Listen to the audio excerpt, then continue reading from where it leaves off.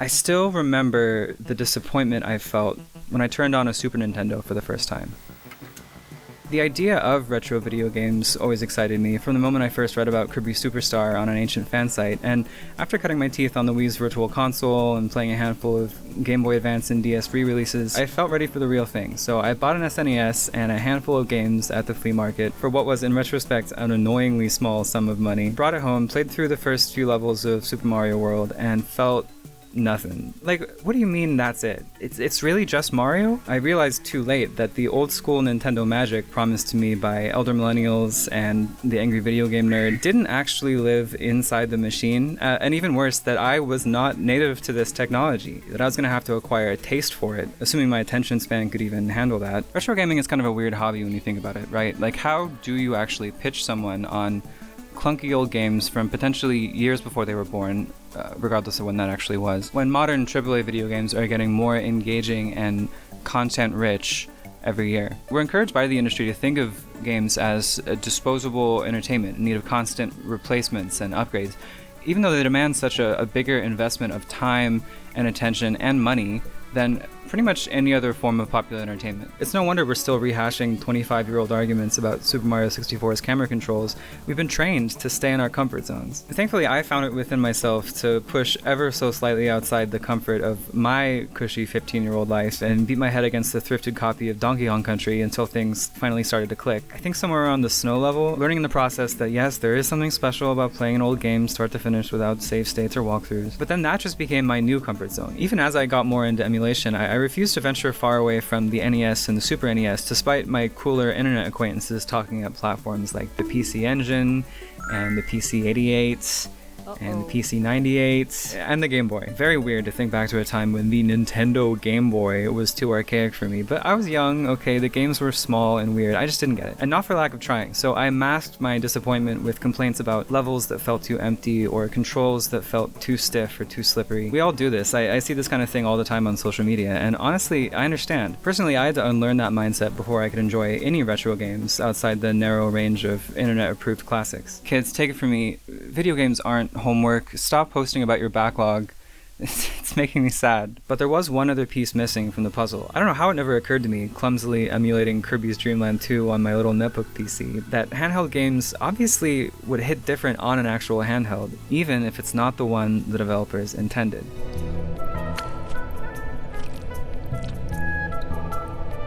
This bad boy right here, this is the consumer electronics product that saved me from falling out of love with video games as an adult. A Retroid Pocket 2 Plus I bought in 2022 to emulate retro games on, because I didn't have a 3DS XL. I know it's just like a meme or whatever, but I actually kind of resent the 3DS hacking evangelists, because like, what, you just assume we all upgraded from the original crappy 3DS? Like, you ever press the select button on this thing, man? Not a good piece of hardware. Played a lot of Crazy Taxi on here, and it did make me a noticeably worse driver, but that's not what this video is about. The design I chose is unashamedly inspired by the Game Boy Color. Such obvious millennial bait. The color peaked just a little before my personal gamer awakening, but I gotta say, I understand now why people are still so attached to its iconography, because I'm embarrassed by how much I love this object. It's stupid Walkman, Tonka truck, dandelion yellow. It's velvety, lightly waxy matte finish. I love it so much I bought another one this year that looks even more like a Game Boy with a more appropriate aspect ratio. I've accepted that I am an aspect ratio snob now. This is my sign, right? I had to finally dive into the Game Boy library, and let me tell you, I was not prepared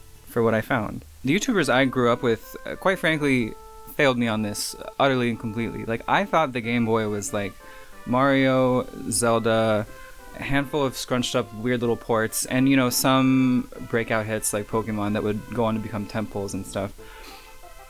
So ass backwards, it's not even funny. We're talking oddball RPGs, okay, fruity little experimental mascot platformers, life-destroying one-off puzzle games, basically all the things that make life worth living, pretty much. When you take shovelware out of the equation, it's these types of games that I'd learned to associate with maybe the PS1 or the DS that actually make up the vast majority of the Game Boy and Game Boy Color libraries. Are they always accessible? No. Game Boy games can be sparse, underdeveloped, and very reliant on the select button, everyone's least favorite button, but their musty, dusty flavor is enriched with secrets of forgotten genre history that I guarantee will be irresistible to those gamer girl gourmands who understand that acquiring the taste is half the fun. What, do you want to just eat Jolly Ranchers your whole life? Come on, walk in the garden with me. Tarry in the orchards, lil bro. Pluck a plum from the lowest hanging bough and drink of its sickly sweet perfume, savoring its musky, sun-warmed tang as you lie in the fading twilight of autumn's murky penumbra.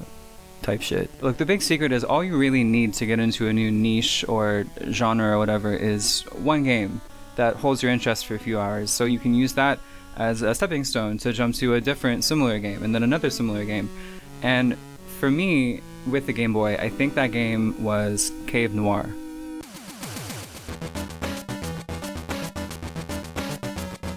You know, on reflection, maybe it was actually when I played For the Frog the Bell Tolls in 2015. I didn't play another Game Boy game for like 6 years after that, so I don't know. Released exclusively in Japan, Cave Noir is a teeny tiny tile-based mystery dungeon RPG that plays like the missing link between subgenre codifier Sheer and the Wanderer and the countless indie roguelikes it later helped inspire in the 2010s. I know I was just caping for poorly aged games, and I still maintain they're an important part of a balanced gamer diet, but I swear to God, you could take Cave Noir, give it ugly vector graphics, and drop it on the Google Play Store tomorrow, and a highly decorated games historian would not be able to tell you that it came out in 1991. As with a lot of roguelikes, the randomized dungeon layouts serve as an appealing enough gameplay hook, but here, dungeon exploration takes on a hypnotic, rhythmic quality that reminds me more of abstract puzzle games like Minesweeper and Picross than a typical mystery dungeon game, with just enough extra moment-to-moment decision-making that it doesn't feel too heuristic or automatic. But Cave Noir's real strength, and the reason it works so well as a portable game,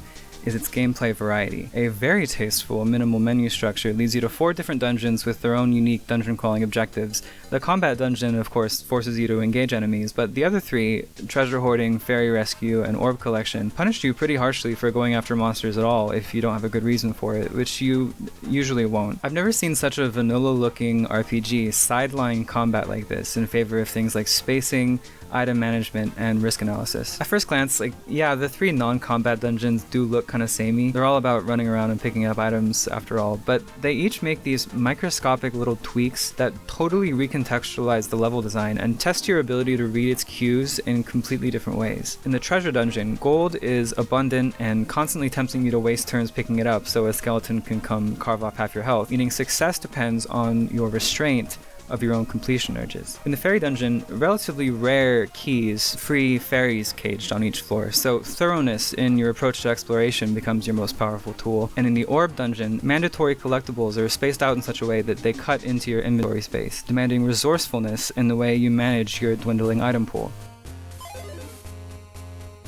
So you might expect the combat dungeon to be like the standard, straightforward one, but in a somewhat bizarre twist, it turns out to be the least actiony and most strategy-oriented out of all of them. You're not conquering waves of monsters here, you're puzzling out which monsters are weak enough to opportunistically pick off, and how long you can afford to blindly venture forward in search of a potion you hella need as the monsters around you grow more dangerous. And slowly it dawns on you that avoiding enemies is actually the main gameplay action in Cave Noir. Not in the typical mystery dungeon wild goose chase kind of way, but by learning their different fixed movement patterns, same way you would in a 2D action RPG, just transposed onto the slower, turn-based, chess-like movement system. Some enemies move side to side or follow walls, and others pursue you like you'd expect from a roguelike, but the different chaser enemies even chase differently. Some will zero in and attack immediately, forcing you to carefully route your path through a room at the entrance. Some will only target you if you pass them at certain angles. Others leave cryptically worded compliments on your Instagram selfies. Hold on, I got my notes mixed up. Some don't attack at all, but block your path, creating openings for other monsters to attack. And bigger monsters are all the more intimidating because their bulk is a real spatial obstacle that makes them harder to pass. To be fair, my mystery dungeon experience pretty much begins and ends with Pokemon. I'm aware the genre is known for cool systemic interactions and whatever, so maybe some of this is par for the course. All mystery dungeon games force you to manage crowds and avoid bottlenecks. Cave Noir's secret advantage over similar games is its teeny tininess. Small rooms with limited exits force confrontation every step of the way and narrow the margin of error down to this delicious, crunchy little sliver. You're constantly at risk of being cornered and crushed crushed between these strange shifting bodies, but with none of the urgency of an action game. It's like a turn-based Mr. Driller. Even when you completed a mission, you might find that the exit spawned 3 rooms over, there are 2 pursuer knights between you and the door, and your last cloaking item is about to wear off 3 steps away, and you're not quite sure if you can make it without one of them cutting you off. But when you manage to slip past and duck through the door on the very last turn, my god, these little spontaneous moments stand out so starkly against the dinky minimalist backdrop that they almost hit like scripted set pieces. And with the art style evoking that vintage anime look, it's hard not to imagine your guy as like a shitty slacker character from a Lost Fantasy OVA, effortlessly dodging out of harm's way. Are other Mystery Dungeon games like this? Do I have to get into Shiran the Wanderer now? Hold on, I forgot to do research. Apparently this game came out before Shiran the Wanderer. Apparently it's the first ever console roguelike? What were Konami feeding these game designers, man?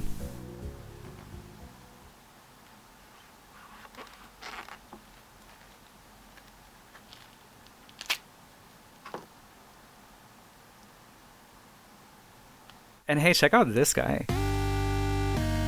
I don't think I've ever felt even a little bit compelled to cosplay an old man character, but just the raw aura radiating off Oji-san over here has me slightly reconsidering. You'd probably expect him to be a quest guy or a shopkeeper, but he just does nothing. It's kind of hilarious. Cave Noir has none of that overarching structural stuff that characterizes the kind of roguelikes I'm personally used to. The only customization option in the entire game is picking your gender at the beginning. The gold you pick up bizarrely serves zero purpose outside of the treasure level, and from what I can tell, there's no long-term progression at all, outside of unlocking higher difficulty levels and a handful of useless medals. Cave Noir is designed like a mobile game. In fact, it's kind of designed like a prestigious modern indie mobile game, so it felt weird to go without these features at first. Again, the feeling of there not being enough stuff has been a barrier to me enjoying Game Boy games for quite a while, and Cave Noir would probably be more compelling if you could at least buy stuff or unlock stuff. And yet, when you were a kid, stay with me for a second here. Did you ever like put on a sweater or a hoodie on a cold morning and then stubbornly refuse to take it off, even though you're sweaty and uncomfortable, like to the point of forgetting why you were sweaty and uncomfortable in the first place? And then you finally take it off and you're like, why did this take me so long? What's wrong with me? That's what the lack of progression mechanics in Cave Noir feels like. I feel so much more comfortable jumping into and out of this game as a break from work or chores because I don't feel tempted to dip right back in. And that got me to realize it's actually very weird that our metric for how good a game like this is how addictive it is, how engrossing, how easily it gets its hooks in you, when you don't need that loop for a game to be satisfying. You don't even really need unlockables or extras. Paradoxically, the lack of pressure to see everything in Cave Noir gives it a longer shelf life, because its appeal fundamentally is not based in novelty or discovery.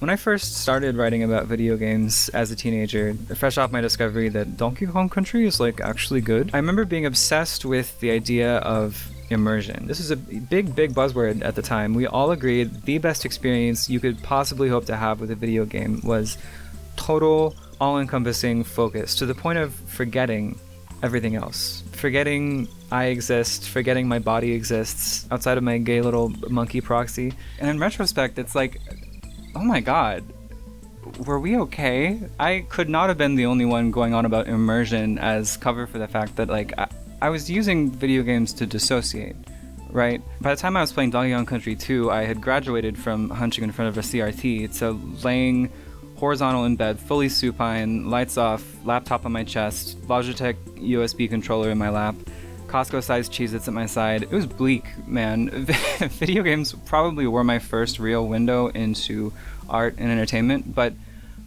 they're also my first vice, and I don't want that to be the way I relate to my hobbies ever again. Look, emotionally speaking, yes, I'm better off now than I was as a teenager. Hopefully we all are. I don't need escapism in quite the same way anymore. I want to be immersed in my own life, with video games as a fun little extra. Of course, I still have trouble tearing myself away sometimes, and I still enjoy big immersive games. I'm finally playing through the FromSoft catalog and having a great time, but it's been strange to realize that the change driving my renewed interest in games I wrote off as a teenager, like score attack games, falling block puzzle games, and, games designed for platforms like the Game Boy, was actually a developmental shift happening in my own brain. That allowed me to realize that a great portable game isn't just a cleverly scaled down TV game any more than a short story is a mini novel or a raisin is a mini grape. A game like Cave Noir flaunts its smallness, uses it to transform into something agile, something concentrated and lightweight that engages your brain differently from other games. Even as a Nintendo skeptic, you gotta hand it to the Game Boy for mainstreaming that practice,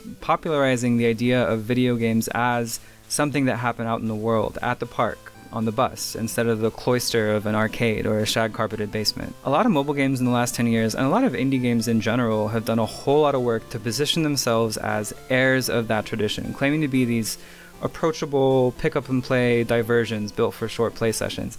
But their design tells another story, doesn't it? You know the kind of game I'm talking about. Picture progress bars, fractionally, incrementally filling up other progress bars forever and ever. Today we call this meta progression, but to me and many others, it's a sickness, man. It's all I can see when I close my eyes. If you or a loved one got into indie roguelites in the years between 2014 and 2019, you may be entitled to financial compensation.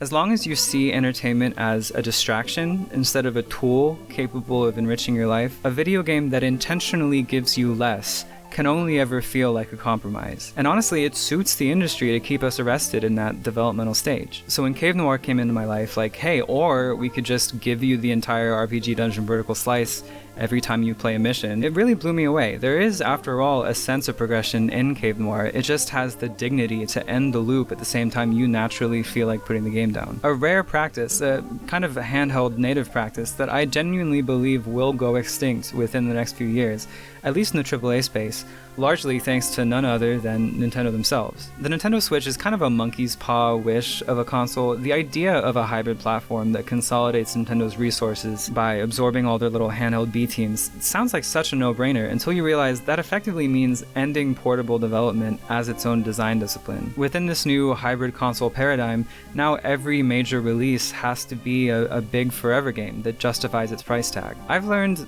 not to hope for the game industry as it currently exists to do things that I like, so I'm okay with this. Don't get it twisted.